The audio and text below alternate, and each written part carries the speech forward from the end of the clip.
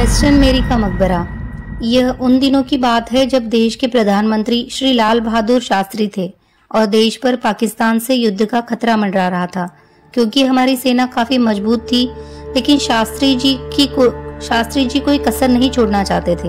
इसीलिए उन्होंने सभी युवा वर्ग को एनसीसी की ट्रेनिंग लेना अनिवार्य कर दिया। जगह जगह मिलिट्री के अधिकारियों द्वारा एनसीसी की ट्रेनिंग दी जाने लगी। इसी क्रम में नई दिल्ली स्थित विभिन्न कॉलेजों, यूनिवर्सिटी आदि में एनसीसी ट्रेनिंग के लिए आग्रह किया गया।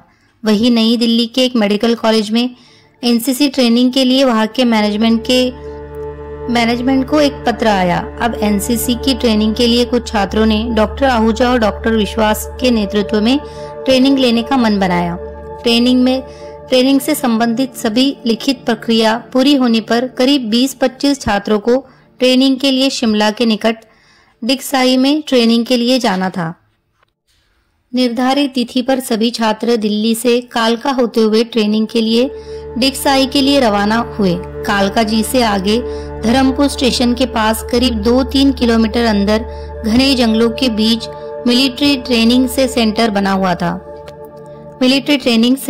हुआ था। वहां सभी को गाड़ियों द्वारा ट्रेनिंग हेतु पहुंचाया गया और चार्ज एंड अटैक की ट्रेनिंग दी गई। इसके अतिरिक्त सभी छात्रों ने एनसीसी के बी सर्टिफिकेट की ट्रेनिंग भी वहां पूरी की। अंतिम दिन जब ट्रेनिंग की समाप्ति की घोषणा हुई तो मेडिकल के छात्रों ने ट्रेनिंग सेंटर के चौकीदार से पूछा कि भाई यहाँ कोई घूमने की जगह है।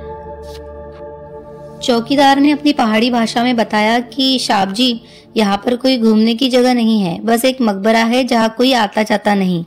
आप वहां जाकर क्या करोगे? मेडिकल के छात्रों ने उस मकबरे के बारे में चौकीदार से जानने की कोशिश की तो चौकीदार विफर गया और बोला वहां कोई नहीं जाता और आप भी ना जाए, क्योंकि रात को वहां पर परी आती है। परी का नाम सुन मेडिकल के छात्रों में परी को देखने की उत्सुकता और बढ़ गई और उन लोगों के मन विचार किया कि अब तो मकबरे पर जरूर जाना है। डॉक्टर आहूजा और डॉक्टर विश्वास ने अपने घनिष्ठ मित्रों संग उसी दिन शाम को वहां जाने का प्रोग्राम बना लिया। शुरू में तो करीब सभी छात्र वहां जाने के लिए मान गए, लेकिन जब जाने का नंबर आया तो 8 छात्र ही वहां जाने के लिए तैयार हुए।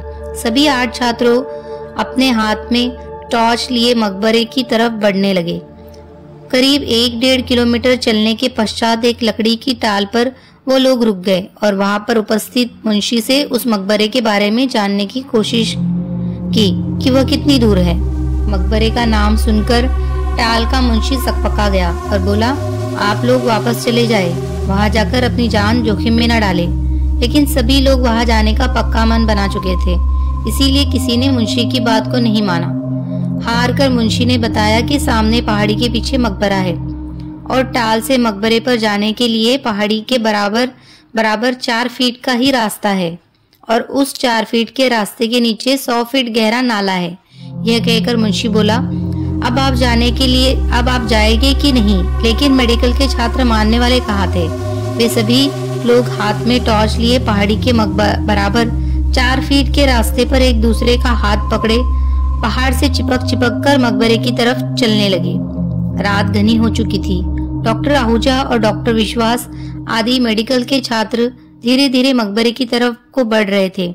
कभी कभी तो उनका हाथ पहाड़ी के किसी गड्ढे में पड़ता और उसमें से चमगादड़ या उल्लू का घोंसला छू जाता और उसमें से चमगादड़ और उल्लू निकल जाते। यह देख सभी लोग कांप जाते। आखिरकार डरते डरते सभी लोग सफलतापूर्वक मकबरे पर पहुंच गए। तब तक चंद्रमा भी अपनी पूरी रोशनी बिखेर चुका था। चंद्रमा की रोशनी में सफेद संगमरमर का वेस्टर्न मेरी का मकबरा दूध की तरह चमक रहा था। उस मकबरे पर वेस्टर्न मेरी की लेटी हुई प्रतिमा थी और उनके निकट एक परी की मूर्ति बनी हुई थी। परी की गोद में एक बच्चा था। दृश्य बहुत अनूठा था, क्योंकि वहां काफी लंबे समय से कोई नहीं आया था, लिहाजा वहां काफी झाड़ झंकार हो गए थे। सभी छात्रों ने मिलकर पूरे क्षेत्र की ढंग से सफाई की। वो कुछ समय वहां व्यतीत करने के पश्चात सभी लोग वापस ट्रेनिंग सेंटर की ओर चल दिए। असल में वेस्टर्न मेरी की कहानी वहां प्रचलन में इस प्रकार थी कि वह ब्रिटिश हुकूमत के समय एक ब्रिटिश अधिकारी की पत्नी थी। वह डिक्साई ट्रेनिंग सेंटर के आसपास सरकारी बंगले में रहती थी।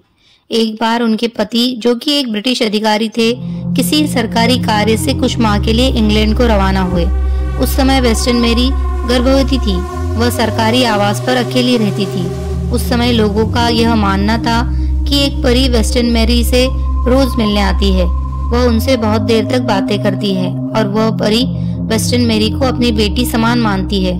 कुछ समय पश्चात गर्भकाल पूरा होने पर प्रसव के दौरान वेस्टर्न मैरी का देहांत हो गया। उसी समय उनके पति, जो ब्रिटिश अधिकारी थे, इंग्लैंड से वापस लौटे और उन्हें परी से संबंधित सारी बात पता चली कि परी वेस्टर्न मैरी से रोज मिलने आती थी और उन्हें अपना बेटी मानती थी। यह सुन वेस्टर्न मैरी के पति ने डिक्साई के निकट ही एक सफेद संगमरमर का वेस्टर्न मैरी का मकबरा बनवाया और उनके मकबरे के साथ एक परी का भी बहुत बड़ा बूथ बनवाया। सभी छात्र मकबरे से लौटकर अपने ट्रेनिंग सेंटर वापस आ गए, जहां पर ट्रेनिंग इंचार्ज अपने पूरे स्टाफ के साथ बड़ी बेसब्री से डॉक्टर आहूजा और डॉक्टर विश्वास के साथ साथियों का इंतजार कर रहा था। उनके पहुंचते ही ट्रेनिंग इंचार्ज ने सभी छात्रों को बहुत डांटा और उनसे कहा कि अगर उन्हें कुछ हो जाता तो इसकी जवाबदेही किसकी होती। इसके अतिरिक्त ट्रेनिंग इंचार्ज ने सभी छात्रों को कोनी के बल 1 किलोमीटर चलने की सजा भी सुनाई। आज भी डॉक्टर आहूजा और डॉक्टर विश्वास के घनिष्ठ मित्र जब उस मकबरे पर जाने के प्रकरण को याद करते हैं तो शरीर में एक रोमांच पैदा हो जाता है।